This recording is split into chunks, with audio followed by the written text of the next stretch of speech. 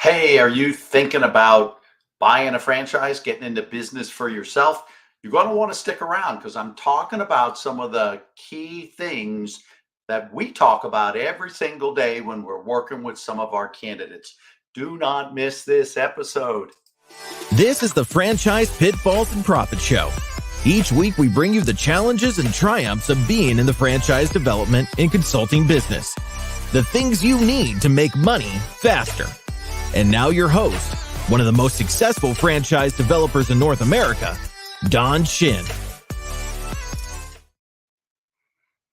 Hey, people are asking me all the time, Don, what do I look for in a franchise if I want to consider being a boss, being my own boss, and owning my own business through the franchising model, which I strongly recommend, particularly if it's your very first business venture on your own. There's just so much structure already built into the franchise that we just don't realize when we've been employed all of our lives, working for somebody else, working for a company that's already in existence. We just don't realize a lot of the ins and the outs and this, like I said, structure and systems that are there designed for people to just be employed and operate. So starting your own business, you've got to create all of those things and that's exactly why a franchise is a great way to go because that's exactly what they have done. So I just wanted to do a quick episode on tips for buying a franchise. These are some of the many questions that we are asking people as we work with them as to whether they should keep their day job, maybe not quit, they're not right for business ownership. Uh, Maybe they could go it on their own. Maybe they really do have what it takes in order to go it alone. But these are the kinds of discussions that my team and I are having with people every single day. And I just want to create, as I said, this episode on tips for buying a franchise. What should you be asking yourself? What should you be considering? So here are some of the highlights. One of the things is, are you an experienced business owner already or not? And to take that a little bit differently, if you are employed, but you've built businesses, maybe businesses within a business. I did that myself actually years ago. I owned a self contained department inside this very big Fortune 500 company. And so I had my own staff. I was independent. I had P&L. I had inventory responsibilities. It was really cool. And I built that department up. So maybe you're a builder. Maybe you've built something. I mean, mine was about 25 or $30 million. Maybe you've built something even bigger than that. Maybe you've been part of acquisitions and mergers, and you've had to go in and revamp the company and grow it, or the division or company within the company. So are you an experienced business owner already, or are you a builder? Do you have that experience? If you are, then there's a couple of paths you can go down. One is very much look at emerging brands. You'd be good with less structure. You'd be good with the fluidity of an emerging brand as they're growing. They're still figuring some things out. So you'd be pretty good in that space because you're a builder or you've already been there, done that. A second one, which is fantastic, is called multi-unit ownership. I had a client of ours one time tell me, "Hey, Don, one of anything doesn't excite me. I could do that in my sleep," he said. And so multiple units means you're buying 3 territories or you're buying 5 and you're developing one and then opening the next and opening the next. And often the stronger skilled people with this business building background, they'll sign up for that right out of the gates, as opposed to building one and then waiting a few years and trying to buy the next territory and hoping it's available next door. You can certainly do that, but a lot of people that know right out of the gates, hey, I'm a builder, I can do this, I love this. I'm going to open 3 territories, or I'm going to open 5 territories. They'll do it from the start, and the franchisors will reward you for that. They'll give you some discounts on your franchise fees in order to do that. So, emerging brands, multiple unit ownership. Another one is master franchise or AD, area developers. This is really cool. In fact, this is probably more the building a business scenario even than I think multi-unit owners, although they're close. The thing about the master franchisee is there's nothing in your territory. You need to market, work with the franchisor to market and recruit.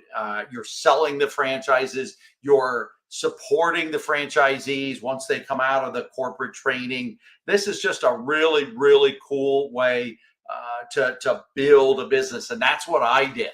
I started with one master. I was actually a master franchisee and a multi-unit owner because I started with one master territory, but I had negotiated rights to own others, and I opened three in total, three master franchises in total, and so it was just really, really cool. I mean, I had ultimately I had a marketing person, I had two salespeople for franchise development, I had a business manager, I had an executive assistant. I had a really strong, highly professional group of people that were in my business helping me build it. I loved it. Recommend it again for those types of people who are builders.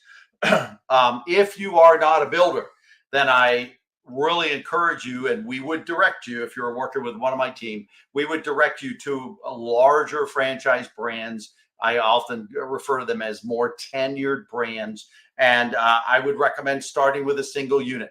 Maybe at some stage you build it up, you love it, a neighboring or a nearby territory is available, and you buy another one then. But this is a way to own your own business. It's a way to do it with reduced risk. And like I said, it's a way that if you haven't had the business building experience or you've never owned a business before, that single unit choice is really a good one. All right. So another thing we talk about, and you really should consider, regardless of the type of franchise that you open, but there are certain types of franchises that I think this is really relevant to. But almost every franchise that you start, you need to be in the community. So my question always to people are you known in your community? Are you well networked? When you go to something, people will recognize you. Maybe you've been a politician, and so you're really, really well known. Or maybe you've worked in a local business before, and so people have gotten to know you. Maybe you're on boards of directors, board of directors. Never know how to say that for charities or for nonprofits. So, are you well known in your area? Are you well known in your community? That's really good because that's going to help you grow your business. If you're not, it doesn't mean you shouldn't be a franchise owner or a business owner. But what it means is you're going to have to do that. You're going to have to build up your community presence and your social presence. How do you do that? Join the local chamber. In fact, larger cities will have multiple chambers. Networking groups. There's a lot of networking groups that you can join. Social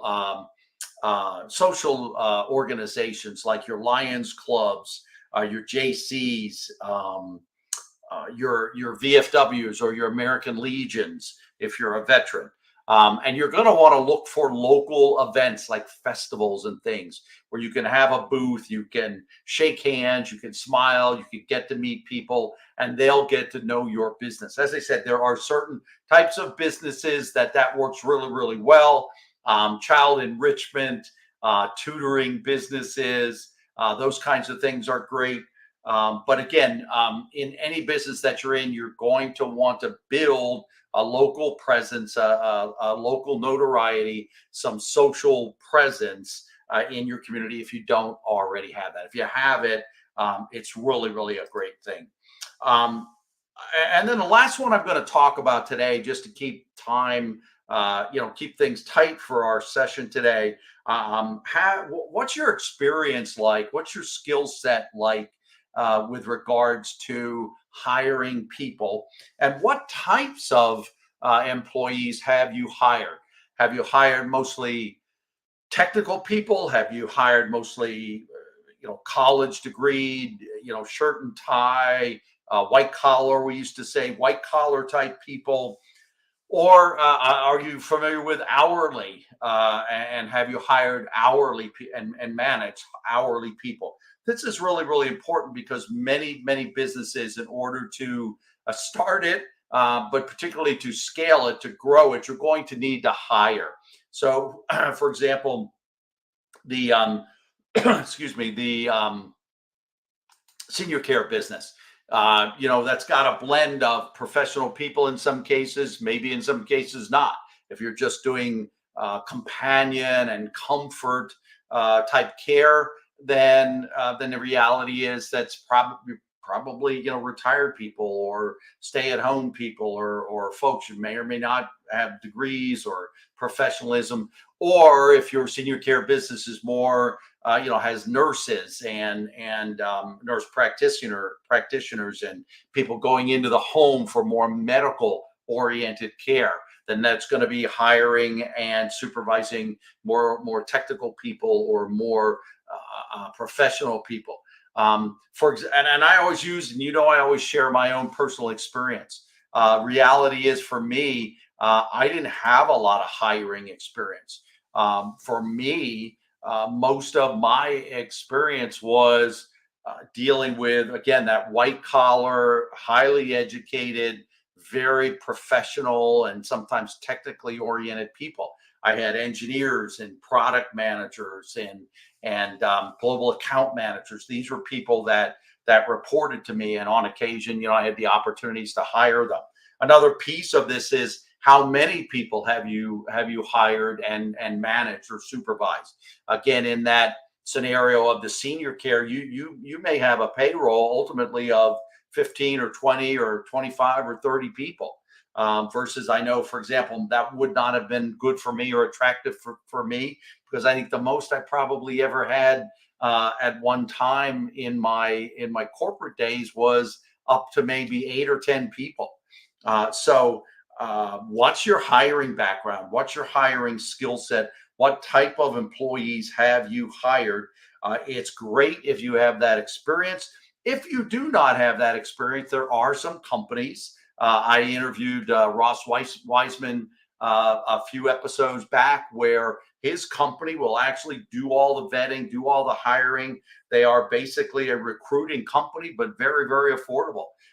They'll help you primarily with management people. Let's say you're a multi-unit owner and you've got to hire managers for each store. Ross's organization, Ross's company will help you with that. So again, some tips on buying franchises. I want you to know the 3 key things I think you need to be looking at are